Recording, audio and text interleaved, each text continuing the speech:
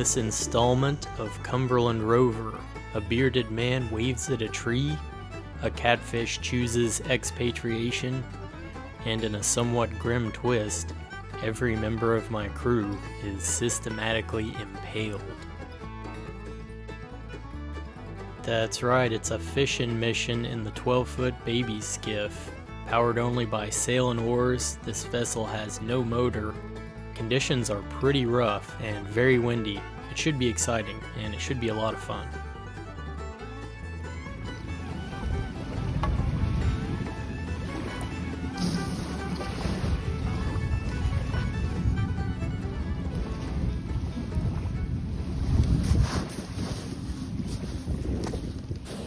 Soon may the wellerman come, bring us coffee, tea, and rum. One day when the tonguing is done, take our leave and go. At a fairness on the town, her hair was blonde and this was brown. Soon may the wellerman come around.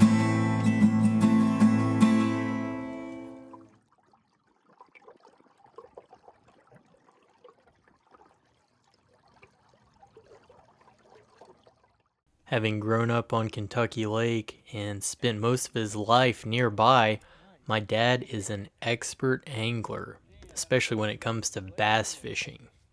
When he casts, he can place the lure exactly where he wants it, even in heavy brush, and it's almost like he knows what structure the fish will be occupying. On the other hand, I'm far from a gifted fisherman, but I've definitely picked up some skills and knowledge from him, and I enjoy getting out there and just fishing for anything that'll bite. There was a brief phase in my life when fishing was my main purpose for being afloat, but it's been at least a couple years since I've even had hook and line in the water. Sailing and angling make an interesting combination, I think, and historically, this type of flat-bottomed, hard-chine craft would have been used primarily for the purpose of fishing local waters.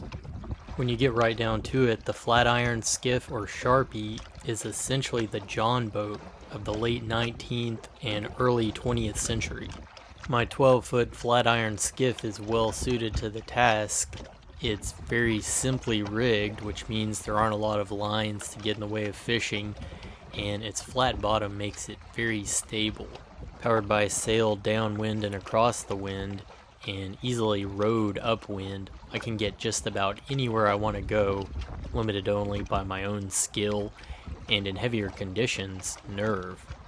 On this day, a stout northeast wind has produced a moderate swell for Lake Barkley. I'm running with the wind and waves for the southernmost ear of the creek, where I intend to begin my day of fishing.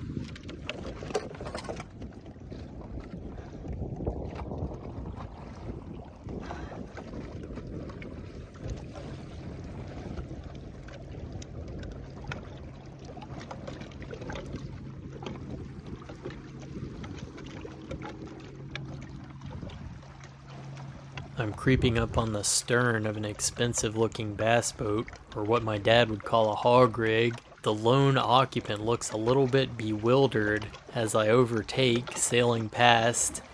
He's probably never seen a small sailboat like this on the lake, but he waves anyways.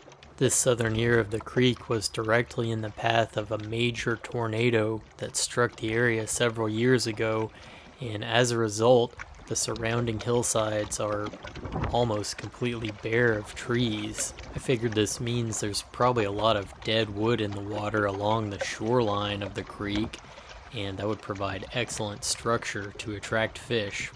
Fisherman Billy in the hog rig probably had the same idea.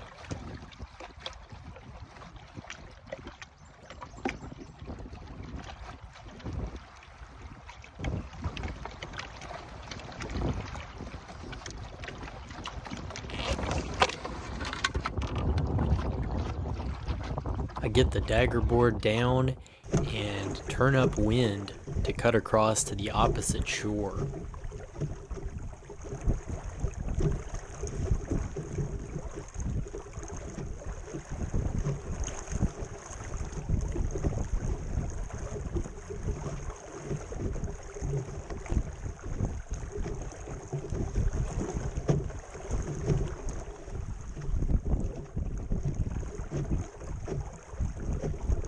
I lower the sail and row a short distance out past the shoreline, where I begin drifting along the bank towards the back of the creek.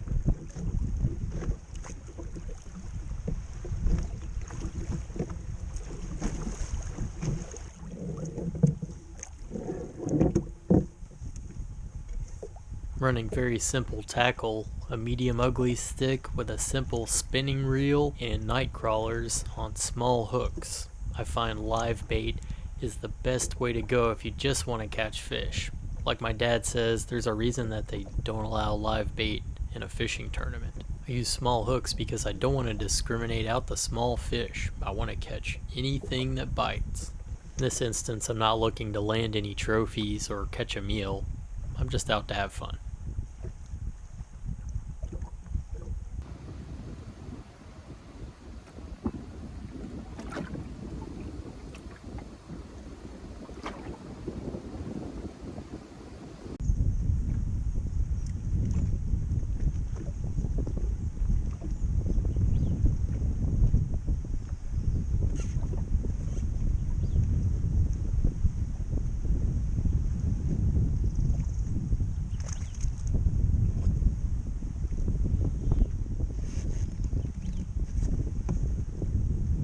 This baby bass is absolutely tiny, but it's the first fish of the day, and at least it's something.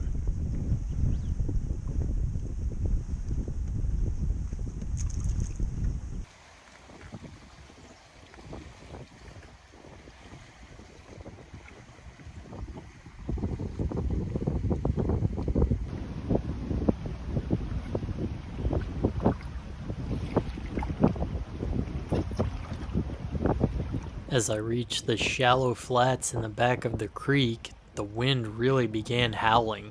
It had built a lot faster than I anticipated, and I had meant to spend more time fishing there in the flats, but I figured due to the swell, I probably needed to go ahead and begin rowing for the other bank.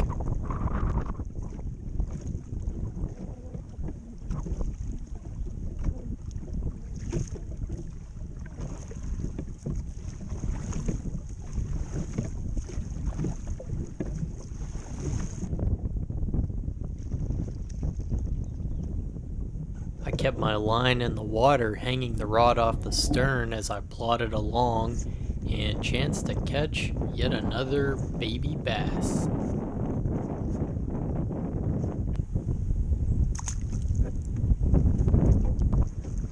The skiff is very light and easy to row as a result, but I was actually struggling in this instance to keep it moving into the weather.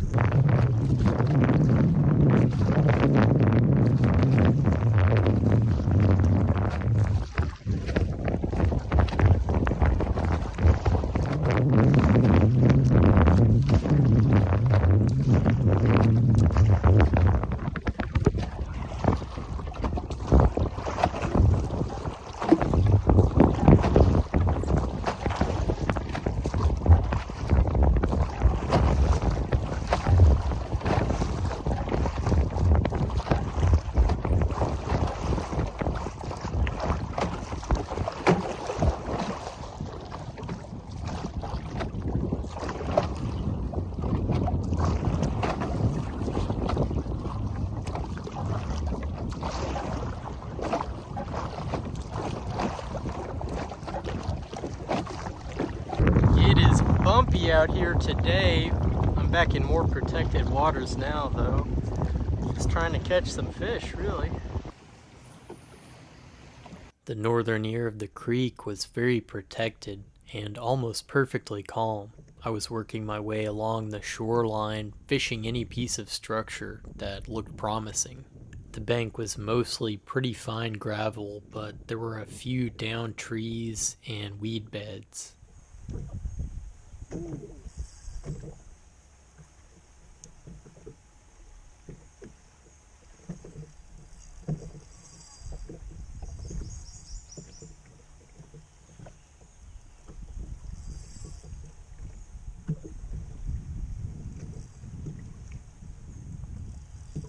Feels like a catfish. Ooh, yeah, I think it is a catfish. Yep. Going into the death spiral. Hey, alright. Channel cat. Oh. That was a bit of bad luck. The line broke and a decent sized channel cat got away. I hope to have better luck in the back of the creek, but even if I didn't catch anything, I didn't really care. The scenery was beautiful. I was surrounded by cypress and budding willows.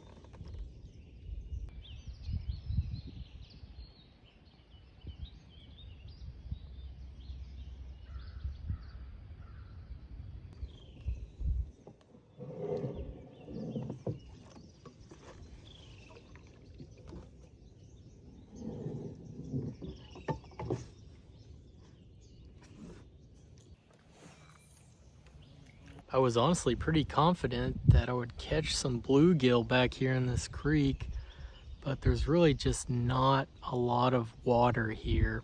It's only about not even 2 feet deep, which doesn't mean that you can't catch panfish here, but nothing seems to be biting.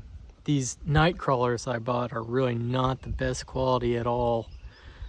They're the soil in their container has really dried out a lot, so I just sprinkled a little lake water in there and they seem to perk up actually, so maybe my luck will change.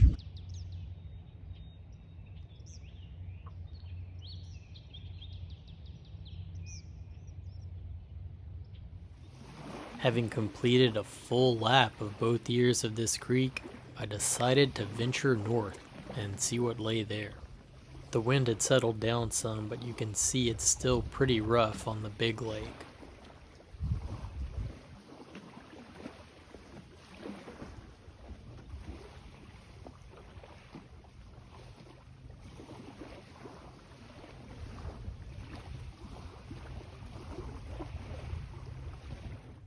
A little while later, I reached the first notable feature, a protected cove just north of the creek where I had started out fishing. The cove began to look familiar to me, and quickly I realized this cove is actually where I spent my first night camp cruising in my 15-foot skiff. That was several years ago in one of the very early videos on this channel. I've gained a lot of experience in sailing and camping since then.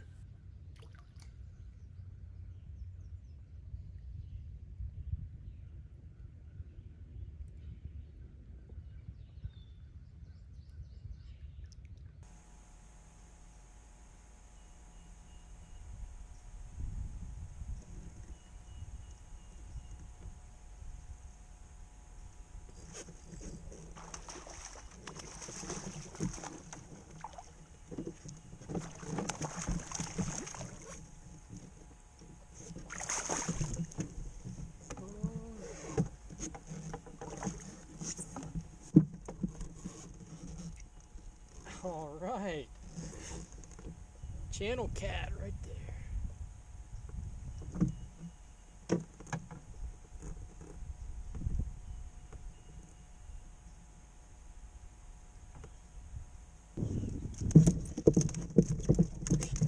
No, buddy. No. No. Nope. New. Nope.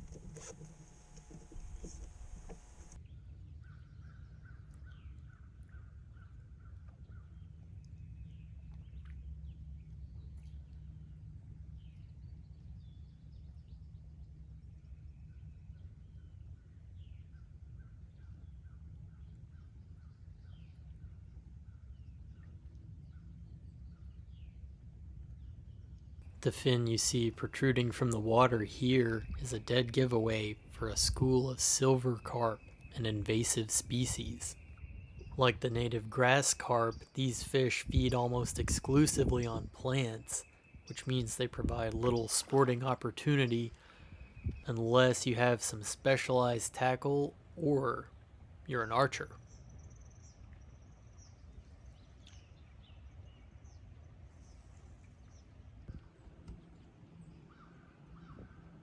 This cove didn't turn out to be as productive as I had hoped, but with one average sized channel cat, I couldn't really complain. I was satisfied with that, and it was getting close to time to head back to the launch site. Looked like there was plenty of wind out on the big lake. With the sail up, a few strokes of the oars will get me out of the lee of this ridge and quickly underway.